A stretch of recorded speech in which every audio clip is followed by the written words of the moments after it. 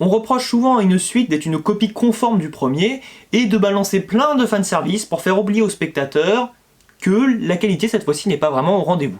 Et donc c'est pour ça que je vous le dis d'entrée de jeu, j'ai vu Retour à Zombieland avant d'avoir vu, eh bien, Zombieland tout court, premier du nom, que je n'ai pas encore vu mais que je rattraperai plus tard. Pourquoi j'ai voulu aller vous faire voir ce film, déjà? La bande-annonce donnait bien envie, en plus elle ne révèle pas trop l'intrigue. Les acteurs, je les adore et je les ai toujours bien appréciés. Petit point spécial à Emma Stone qui est juste exceptionnel d'ailleurs, voilà, poster d'un film dans lequel elle joue, donc ça veut dire que en plus elle a toujours une super distribution, bravo. Elle a toujours un bon rôle et puis elle joue très bien. Voilà, bon, Columbus, je l'aime pas trop dans Lex Luthor, Batman vs Superman, mais passons, c'est pas grave, on peut pas aimer tous les rôles des acteurs qu'on aime, bon voilà. Bon, même si lui, je le connaissais pas vraiment avant, j'avoue. Mais je dois aussi donc reconnaître que j'étais content de revoir un moment donc l'infirmière dans la série Daredevil de Netflix. Bon point également, donc un casting génial, un réalisateur que j'avais adoré dans Venom, Ruben Fleischer. En plus, donc au début du film, sans vous spoiler véritablement, on nous fait un petit récap, vous savez, de Zombieland 1, et il y a une scène qui ressemble beaucoup, eh bien, à celle dans Venom, justement, où Tom Hardy se retrouve bien dans l'entrepôt, on va dire, à symbiote, et il retrouve évidemment eh bien, la SDF qu'il connaissait, qui a été contaminée par le symbiote. On a à peu près le même plan, avec la même vitre, pas ensanglantée, mais qui fait vraiment peur et qui est assez insalubre. Donc, bravo, je l'ai reconnu tout de suite, le réalisateur, je savais que c'était lui, mais là, il a vraiment sa patte particulière, lui, pour nous montrer du gore. Tout comme les scénaristes de Deadpool, qui sont habitués à ce genre, finalement, de film, de concept.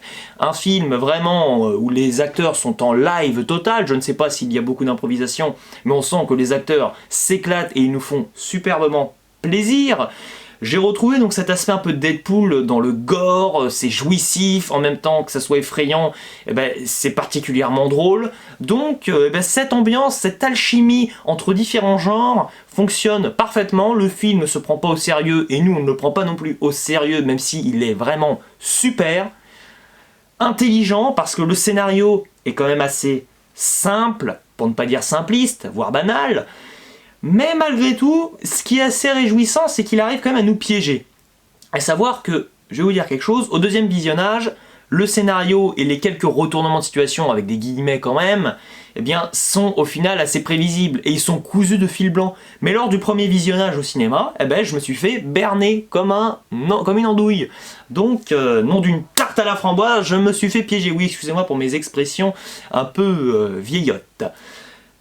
Une petite référence à un acteur que j'aurais adoré voir dans ce film, Jim Carrey, hein, référence donc à Ace Ventura en Afrique, donc Ace Ventura 2, où il se retrouve, où Ace Ventura est complètement timbré avec un, comment on appelle ça, avec, vous savez, les voitures avec les grosses roues, là, dont j'ai complètement oublié le nom, mais c'est excellent, ça peut permettre des destructions incroyables dans Ace Ventura 2, et là on a un plan exactement similaire, et elle est très agréable, moi ça m'a bien fait marrer, je crois que j'étais le seul à avoir compris la référence.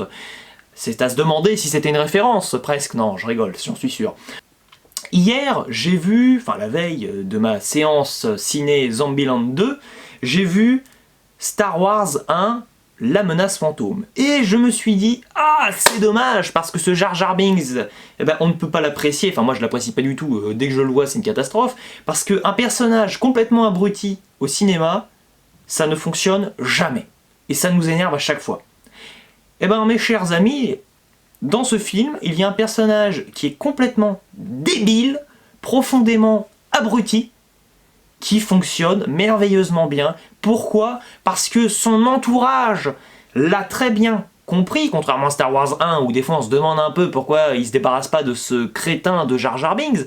Là, finalement, les autres personnages jouent de cette débilité profonde d'un des personnages, justement, eh bien, pour nous proposer de l'humour, et dans ce genre de film, ça fonctionne. Là où Star Wars 1 se veut sérieux, et d'un coup, ah bah tiens, avec ma langue, j'attrape une pomme. Oh oh oh, qu'est-ce qu'on rigole, c'est très drôle, enfin bon, voilà. Donc pourquoi Jar Jar Binks est raté, finalement, ce n'est pas un problème véritablement de personnage, quoique, c'est un problème de registre qui est mal combiné. Ça se moque véritablement de beaucoup de films, et c'est vrai que c'est assez plaisant. Ça fait un peu cartoon par moment, où la logique est complètement balancé par-dessus bord, quoi, donc c'est quand même assez rigolo, moi j'ai trouvé en tout cas. On a un plan séquence exceptionnel, alors qui a été retravaillé certes, je ne vous citerai pas à quel moment vous le verrez, hein, mais vous allez être super content je pense. Un plan séquence qui dure assez longtemps, où nous avons toute une proposition artistique qui fait plaisir. Les passages où les personnages discutent, sont assez calmes, ne sont pas dotés d'une réalisation exceptionnelle. Cependant, voilà, dès qu'on a des plans séquences avec aussi des moments de bagarre, là ça fonctionne particulièrement et j'étais donc ravi de découvrir ce film.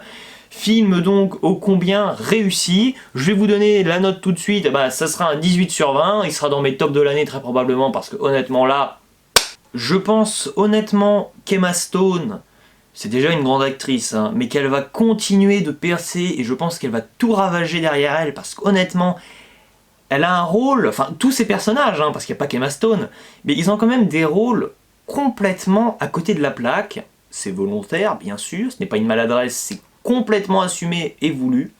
Mais ils arrivent à rendre crédible leurs personnages dans cet univers complètement farfelu. Le film a trouvé véritablement son concept, il a trouvé sa force et est resté jusqu'à la fin du générique, car vous allez encore, je pense, vous bidonner pendant un sacré moment.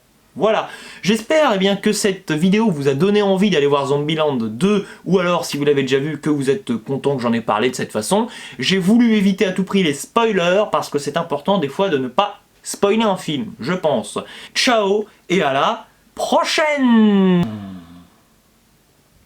Ah, je me transforme en zombie. Il y a un Joker.